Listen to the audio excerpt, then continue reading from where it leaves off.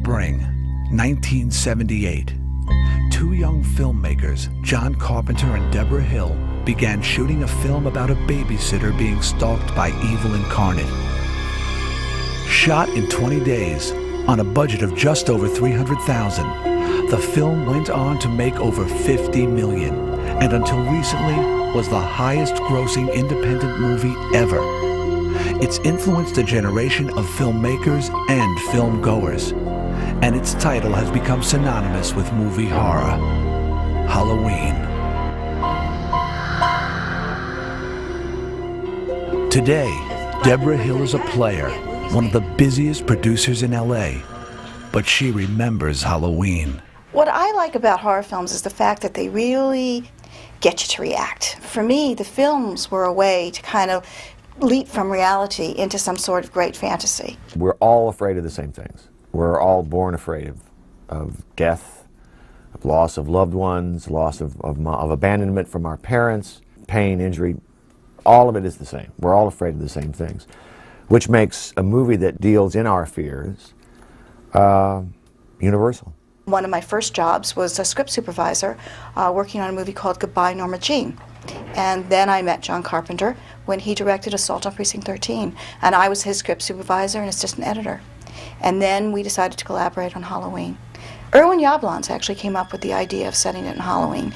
And we were searching for a story, what could the story be?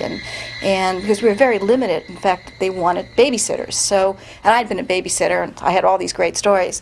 But when he called and came up with the brilliant idea of using the themes of Halloween to tell our story, it was like a gold mine. I thought, what if we made a film in one night? We could probably do it real cheap because we'd use one set. We'd do it all in a couple of days or a couple of weeks. And then I thought about the most horrific night of the year, Halloween. No one had ever made a movie about Halloween. And I picked up the telephone and called John Carpenter, who was in my mind at the time because of Assault on Precinct 13. And I said, what do you think of the title Halloween? Expecting him to perhaps balk. He got it right away. And he told me right off the bat that he could make the picture for 4 weeks for $300,000. I said, John, let me see what I can do. I wasn't in this horror films until John Carpenter came to me with this film. And he said, I have a film and low budget, and he said $300,000. I said, $300,000? He said, well, yeah. I said, what's the stories about? He said, it's about a babysitter to be killed by the boogeyman. The word babysitter clicked with me because every kid in America knows what a babysitter is. We went to a list of scares. Like imagine if, you're in bed with your boyfriend and he goes down to get some water or Coke or something and comes back with a sheet trying to pretend he's a ghost, but it's not him. It's all these kinds of things that we wrote down, all these scares, and then we decided to weave the scares into the story. Basically, it was a complete 50-50 collaboration. I wrote the first draft, laying in the kids, the teenagers, the teenage talk, the girl talk amongst each other. And John came back with a pass for the Sam Loomis character, which is played by Donald Pleasance. So all the stuff about evil and everything is really John's. I met this 6-year-old child with this blank, pale, emotionless face and the blackest eyes, the devil's eyes. The opening shot of the picture took an entire day to film. It's actually 2 shots. We took it from Touch of Evil, one of our favorite Orson Welles films. We set up so that we would start in the front of the house and we would actually go all the way through, creep in the window, see them kissing, go through the back of the house, open up the drawer, pick out the knife, and by the way, those are my hands. And then we would go in through the living room and up the steps and into the bedroom. And while we were up there shooting that scene, downstairs, all the electricians and grips were running around crazy trying to reset the lights for when we turned around and came back through the house. The fact that we had a new tool at the time to kind of help us with that, the Steadicam. It was pretty ambitious because most of the time on low-budget shows you didn't really spend a lot of time with the look. Every town has a haunted house, and in Haddonfield, it belongs to the Myers family. We slept up there. anybody who's a fan of the film remembers Nancy Loomis. Wow. I'd like to tell you that a lot of mysterious, weird things happened, or that we had this big passionate love scene, but in fact, as soon as everybody was gone and we got up there, we just sort of looked at each other and we're so tired, we just conked out. The end. Not quite. The Halloween crew used other locations in and around Pasadena. All right, what you're looking at is the original Halloween street, and I felt like this had the look we needed. Overhanging trees, could be anywhere, and yet on film they don't look like rich people live here, they just like Beaver Cleaver lives here. The filmmakers also used the stately homes of West Hollywood. Hi, I'm Brian Andrews, Tommy Doyle from the Halloween. Over there was Lindsay's house. That was the house where I first saw the boogeyman, and I gotta tell you, that really scared me.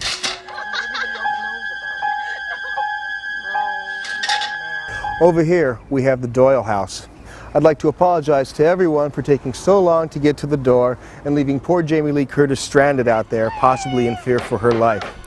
A lot of Halloween's success was due to the creative partnership between its director and cinematographer. Get upstairs. What is it? Go right upstairs, get Lindsay, lock the bedroom door. Do as I say! Hurry! Dean and I sat down and watched Chinatown. There is a real creepy feeling to Chinatown in the way it's shot. It's beautiful, it's sunlit, it's California, but on the other hand, there's something really off about it. And so we talked about this being a small town that's something strange here. He did a whole lot of blue backlight, okay, creepy lighting, and it was really effective. It became a kind of cliche after he used it. Jamie Lee has been chased in the house and she's hiding in the corner, and the shape, as we called him, gradually sort of materializes in the shadows behind her. Using a light on a dimmer, I brought it up so that it just barely began to expose the white face of the shape, the killer, hiding in the background there. I always remembered John Carpenter and Debra Hill seemed always, very preoccupied with getting everything perfect. They seemed like the ultimate, incredible, down-home filmmakers because they had hands on everything, and John Carpenter just seemed like a genius to me because he really knew so much about what he wanted from every single second of the film. Veteran actor Donald Pleasance came in for 5 shooting days to portray the shape's nemesis, Dr. Sam Loomis. Donald Pleasance was just an amazing actor. He's the kind of guy who just knew the character. We only had 5 days with him. He was just really great. He gave 150%. And he was like the elder on the set. Those days, kids making movies was rare. And so I think he was just astonished at our ages and the excitement and the freshness that we brought to the process. John and Deborah called me one day and said to me that they were all set on offering Christopher Lee the part of Dr. Loomis. I said, what do you want to do, make another Hammer movie? Christopher Lee turned us down, Peter Cushing turned us down, and Donald agreed, to my shock. And we sat down to have lunch, and he says, I don't understand this script. I don't like this script. I don't know who my character is. The only reason I'm doing this is because my daughter thought your first movie was cool. So tell me why I'm doing this. I'm scared to death. Oh, my God. And I only realized later when we became friends that what Donald likes to do is he wants to find out how much you want to do the movie. He wants to find out how passionate you are as the director. And so that's his little trick.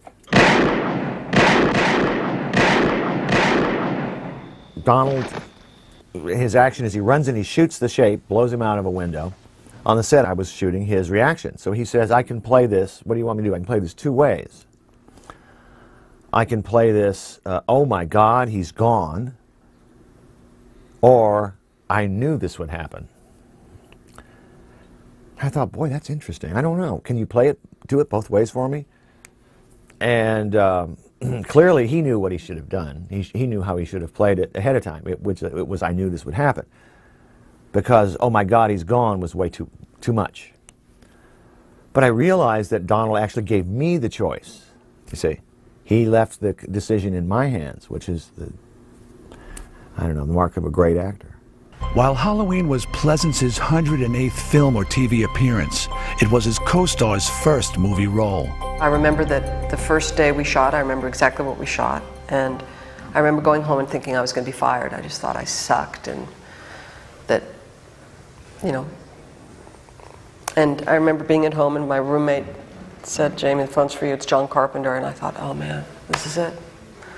And he called to say how happy he was with the day's work, and I just thought that was great. That's never happened to me again.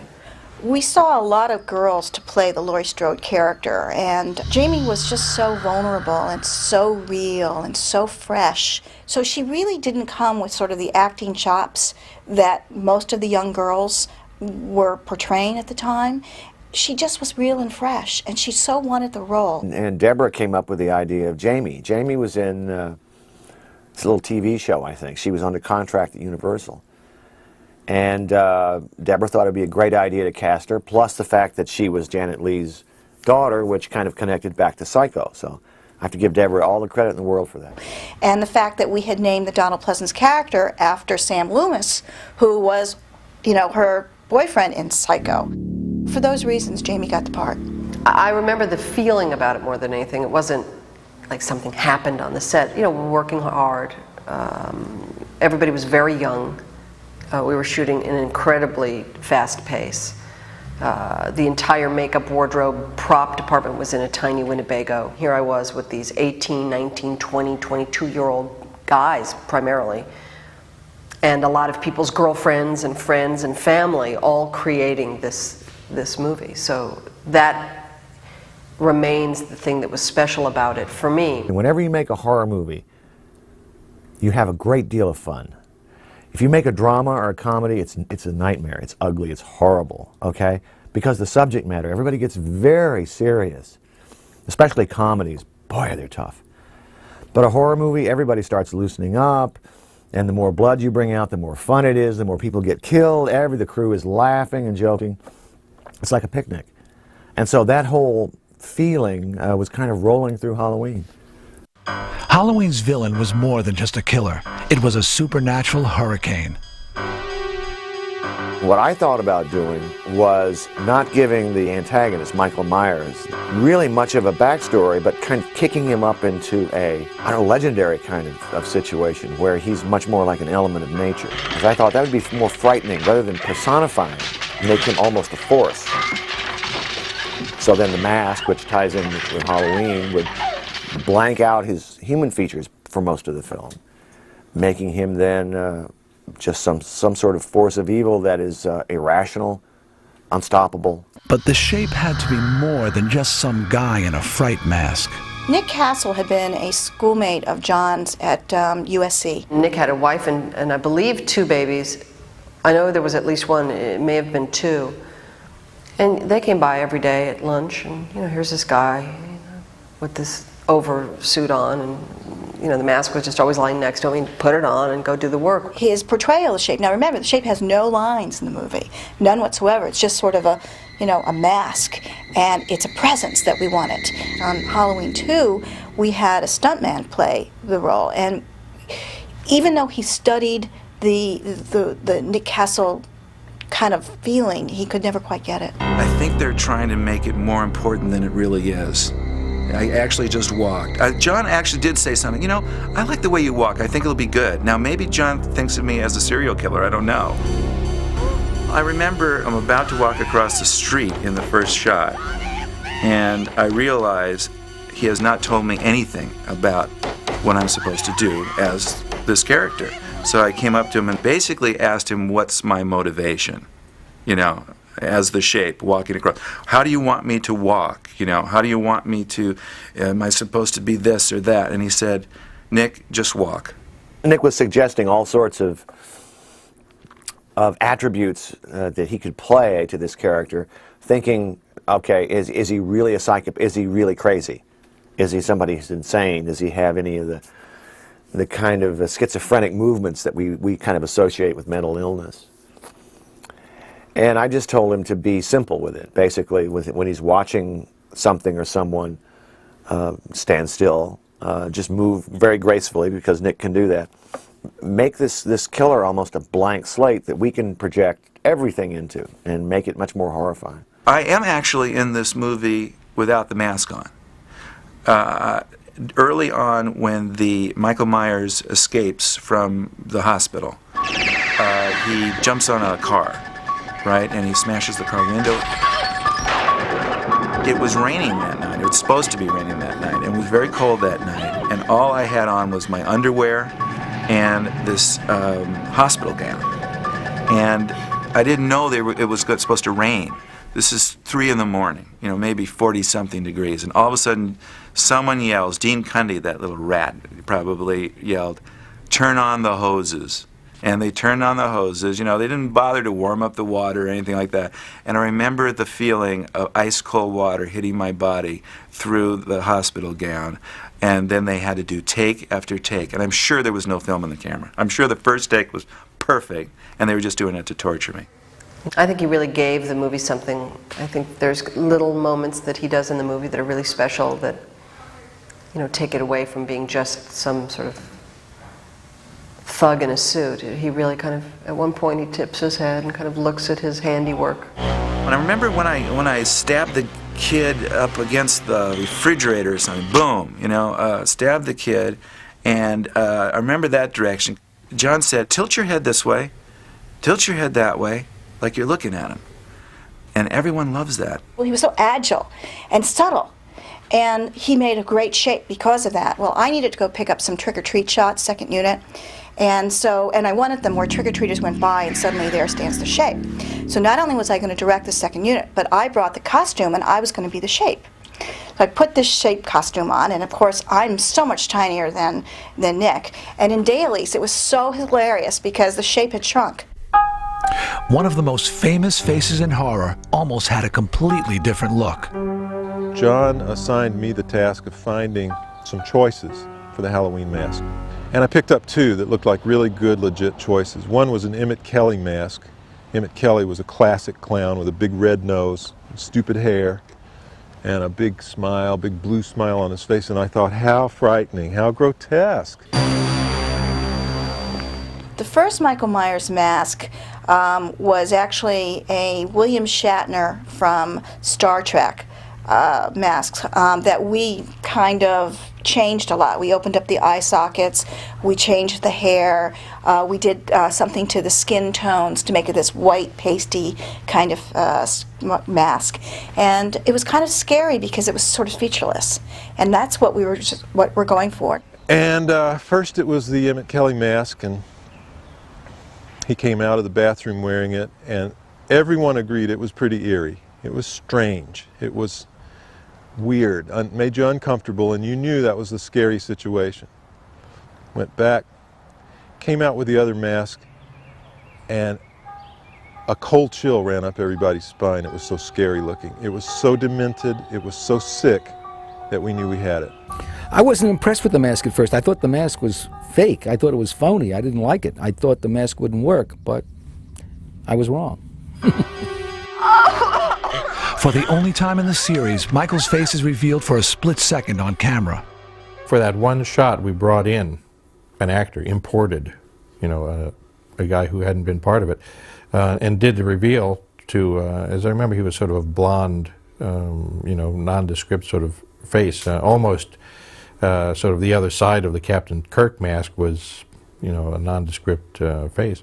But this kid had a youngish looking face, okay? And I don't even remember who he is now. But what he had to do was take the mask off and react. I think he'd been stabbed or something in the face. And people read into that, his face, much more horror than is there. It really isn't much to it. It's just a kid. The film's lack of blood was offset by one of its most distinguishing features, Carpenter's brilliantly menacing score. I had to do the music to Halloween in about 3 days. I had to do the whole score so I could go in and perform it and get out. My dad had taught me 5/4 time on a set of bongos when I was young. So just to teach me some rhythms. They're not 4/4 time, it's off one. And so I decided just to do that as an octave on a piano.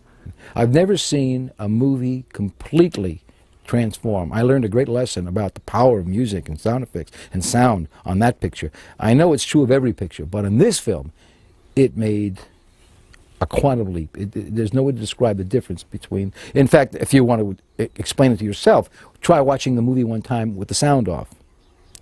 And later on, by the way, when I watched this picture with audiences, and I watched it many, many times, I used to see young people at the most horrific times in the film watch the screen, but clamp their hands over their ears.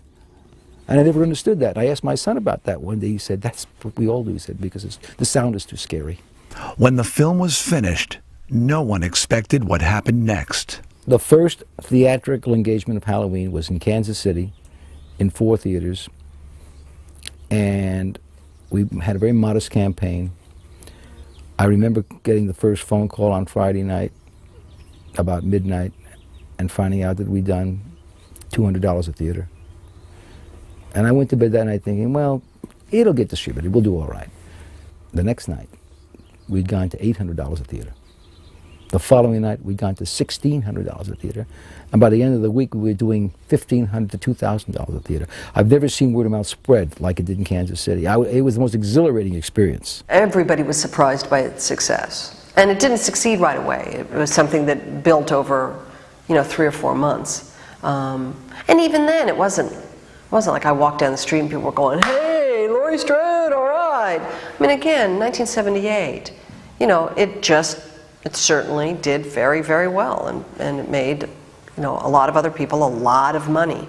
And for me, it gave me a movie career. Most pictures, they open and they go down. In this picture, it was just the opposite. It opened and went up. There were 2 exhibitors in Boston that I used to sell pictures to, and they had made some money on Halloween. They called me up and they asked me, Irwin, how did you make the picture? How much did it cost? How do you do it? What do you do? The next thing I know, they hired a young filmmaker, and they took the picture and practically shot it frame for frame. Another man came along and hired Jamie Lee Curtis and made a picture called Terror Train, which just about duplicated Halloween on a train. And so it went. Finally, I turned to my partners and I said, this is nuts. We've got to make another Halloween. The first time I saw the film with an audience, it was, I think it's called the Egyptian Theaters in Hollywood, the kind of seedy part of Hollywood and Vine. It wasn't fixed up then. And I was with Dennis and sitting in like 3rd or 4th row and just wanted to see it with a regular kind of audience. And there was this really big guy sitting behind me. And when that scene came up where I say, see anything you like this, the guy behind me goes, hot damn, you bet your ass I do. One person I'll never forget, in Boston, we screened the film one time, and it was a large audience, and by the 4th resurrection, somebody yelled out, you dumb bitch, you deserve to die. I think the simplicity of the story and the way it was told is what made the movie really unique. How many 20-year-old pictures do you have that keep their popularity? Halloween is the Gone with the Wind of the horror movies. The last shot of the film, looking down at the empty grass there, and then a little montage of all the places we've been, evil never dies. You can't kill it. He has no morality. You don't know where it's coming from. It's your deepest, darkest fear. Sadly, Michael Myers passed away this week, the real Michael Myers. He was the distributor in London who had distributed Assault on Precinct 13. He was very sweet and dear, and he was confused. He said, what do you see about my personality? Why did you do this? But I told him that it was a tribute, because he basically started my career. He may be the only mass murderer who's on a first-name basis with movie audiences around the world. I couldn't believe the fans that are really so addicted to these Halloweens. They know so much about it, more than I do, as far as details and the family relationship in the story and the cast and the costumes, and they want to know who is playing Michael Myers, the one next. I get letters from people that still, that what they say is, Mr. Castle, we love your work, we love your direction on The Last Starfighter. Boy, Major Payne was really funny. Can you sign this picture of the shape, please? I get at least 4 or 5 letters a week, and Carrie, Halloween, Stripes, Rock and Roll High School, but they always talk about Halloween. I wear my Halloween pin with great pride. You know, I tried very hard through 22 now years of making movies to always hold up Halloween and say, you know, A, it was the best experience I ever had. It was by far, up until True Lies, the best part I ever had. You know, I tried to point out the irony that in those exploitation movies, I was intelligent, forthright, fought back against adversity, and was the lead in those movies for that role. Halloween redefined the horror film and opened the doors for 2 decades worth of imitators. But none have had the impact or the nail-biting effectiveness of Michael Myers, because real terror stands the test of time. You know, in every script they want to kill him, they want to destroy him. I tell them, wait a minute, Michael Myers, I love this guy. Because I was on some tour for something, and they showed it to a bunch of college kids. I've never heard anything like it. The place was going nuts. It was apeshit. And I'm outside the door thinking, this is fantastic. How great. It made it all worthwhile. That was what they were supposed to do, scream their lungs out.